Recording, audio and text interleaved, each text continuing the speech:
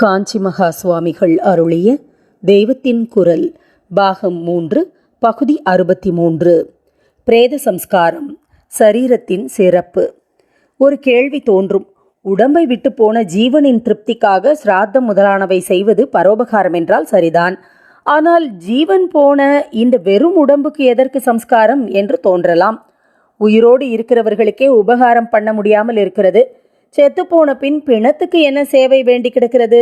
ஏதோ சம்பிரதாயம் என்று வந்துவிட்டதால், அதை விடுவதற்கு பயமாயிருப்பதால், அவள் வீட்டில் மரணம் நடந்தால் பிரேத சம்ஸ்காரம் பண்ணத்தான் வேண்டியிருக்கிறது.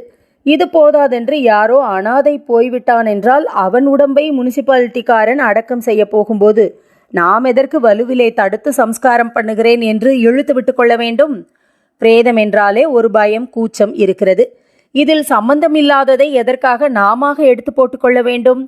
உயிர் போன வெறும் கட்டையான உடம்புக்கு என்ன பரோபகாரம் வேண்டியிருக்கிறது என்று கேட்கலாம். சாஸ்திரங்களை கூர்ந்து பார்த்தால் ஒரு ஜீவன் சரீரத்தை விட்டு போய்விட்டாலும் அதன் அங்கங்களில் கண்ணில் சூரியன், வாயில் அக்னி, கையில் இந்திரன் என்றெல்லாம் இருக்கும் தேவ அம்சங்கள் உடனே அதனதன் மூலஸ்தானத்துக்கு போய்விடவில்லை என்று தெரிகிறது. பிரேத சம்ஸ்காரத்தின் மூலம்தான் அவற்றை அதனதன் ஸ்தானத்துக்கு அனுப்பி வைக்கிறோம். அபர மந்திரங்களை பார்த்தால் தெரியும். ஜீவாத்மா என்கிற புருஷன் 16 கலை உள்ளவன் என்பார்கள்.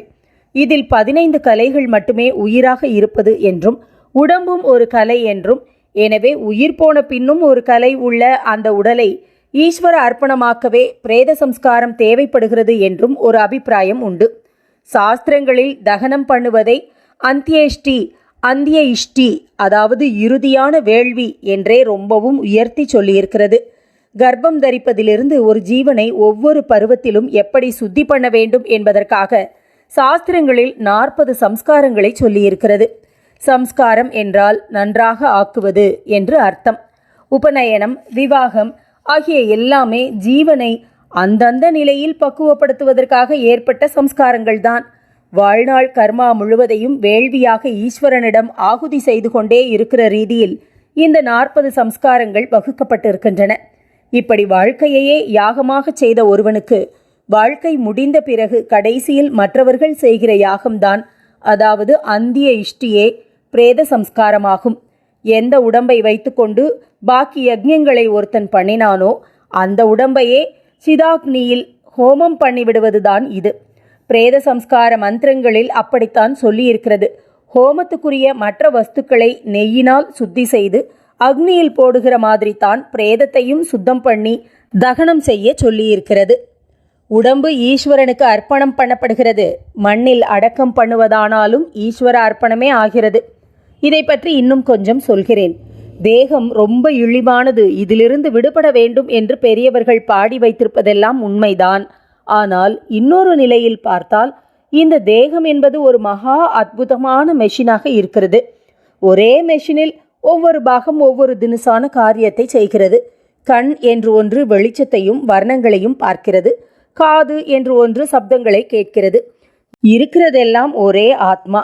இத்தனை அவயவங்களுக்குள்ளேயும் ஒரே ஜீவன்தான் இருக்கிறது என்றாலும் கண்ணும் காதும் கிட்ட கிட்ட இருந்தும் கூட கண்ணால் கேட்க முடிவதில்லை, காதால் பார்க்க முடிவதில்லை.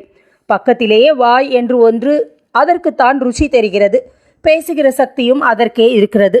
தொண்டையில் பல தினுசாக காற்றை புரட்டி அழகாக கானம் செய்ய முடிகிறது. பல வஸ்துக்களை பிடிப்பதற்கு ஏற்ற மாதிரி கையும் விரல்களும் அமைந்திருக்கின்றன.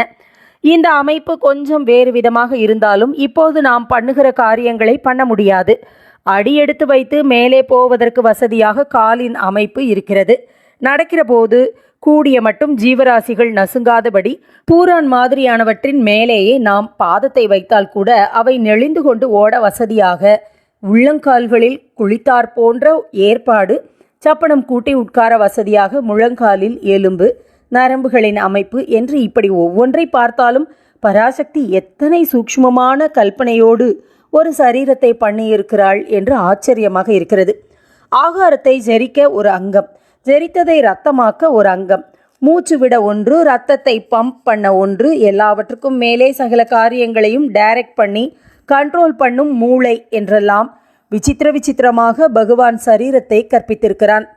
சதை, இரத்தம், மசில்ஸ், நரம்பு, எலும்பு என்ற ஒவ்வொன்றுக்கும் ஒரு பர்பஸ் இருக்கிறது.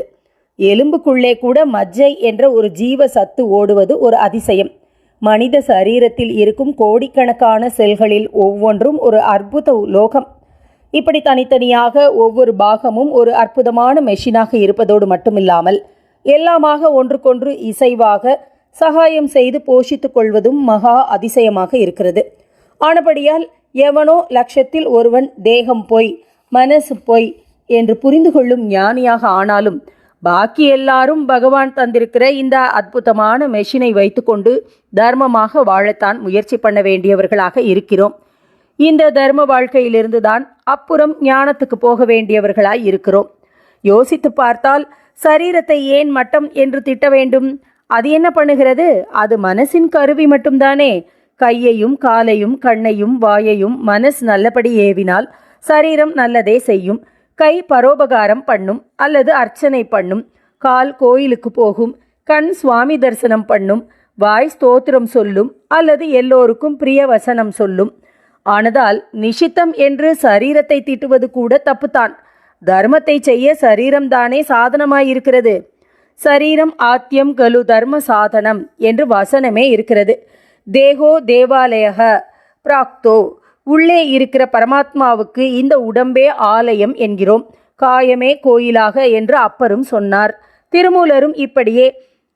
முன்னே உடம்பு ரொம்ப நிஷித்தம் என்று மட்டமாக நினைத்தேன்.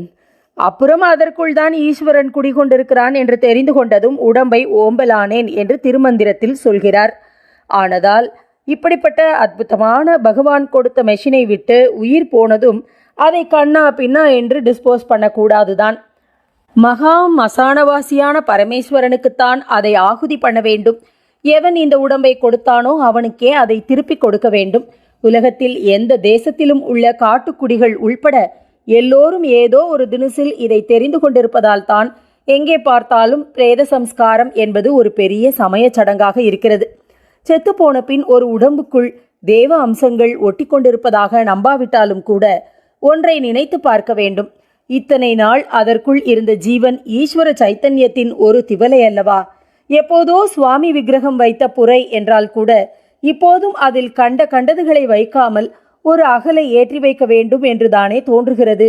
அப்படி இருக்க ஈஸ்வர சைத்தன்யத்தின் அம்சம் இருந்த பாடியை மரியாதை தந்து மந்திரபூர்வமாகத்தானே டிஸ்போஸ் செய்ய வேண்டும். ஒருத்தன் தன்னுடைய சரீரத்தால் அநேக நன்மைகளை செய்தான் என்றால் உயிர் போன பின்னும் அந்த சரீரத்துக்கு மரியாதை பண்ணத்தான் வேண்டும். நாஸ்திகர்கள் கூட தங்கள் தலைவர்களின் மிருத சரீரத்துக்கு மலர் வளையம் வைக்கிறார்களே.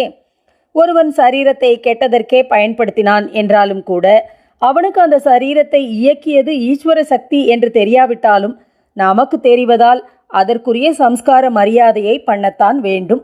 அவனாக இந்த சரீரத்தை கொண்டு ஈஸ்வர அர்ப்பணமாக எந்த நல்லதும் செய்யாமல் போய்விட்டாலும் அதற்கும் ஈடாக பிராயச்சித்தமாக இப்போது நாமாவது இதையே ஈஸ்வரனுக்கு அர்ப்பணம் செய்வோம் என்ற எண்ணத்துடன் சம்ஸ்காரம் பண்ண வேண்டும்.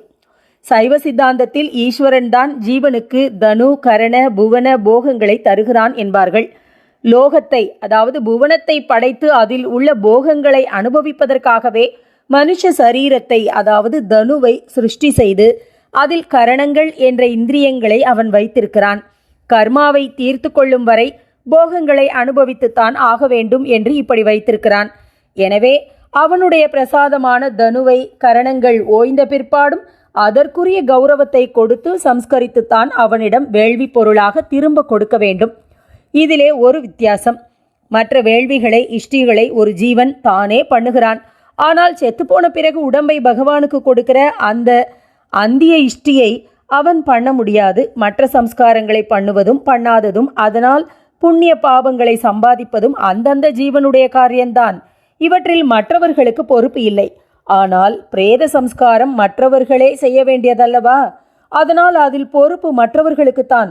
எனவே இதை சரியாக செய்யாவிட்டால் நமக்குத்தான் பாவம். உயிரோடு இருக்கிற வரையில் உபகாரம் பண்ண வேண்டியதுதான். போன உயிரும் வேறு எங்கோ இருக்குமாதலால் அதற்கு ஸ்ராத்தாதிகள் பண்ண வேண்டியதுதான். ஆனால் உயிர் போன உடலுக்கு எதற்கு சம்ஸ்காரம் என்று முதலில் கேட்டுக்கொண்டோம். இப்போது அலசி பார்த்து கொண்டதிலோ பகவானின் பரம அற்புத சிருஷ்டியான சரீரம் உயிரற்ற பிறகும் கூட அதற்கான மரியாதையை பெற்று பகவானிடமே சேர்ப்பிக்கப்பட வேண்டும். உடம்புக்கு செய்கிற இந்த சம்ஸ்காரம்தான் முழுக்க நம் பொறுப்பில் இருப்பது. அதனால் இதை செய்யாவிட்டாலே நமக்கு பெரிய தோஷம் என்று தெரிகிறது.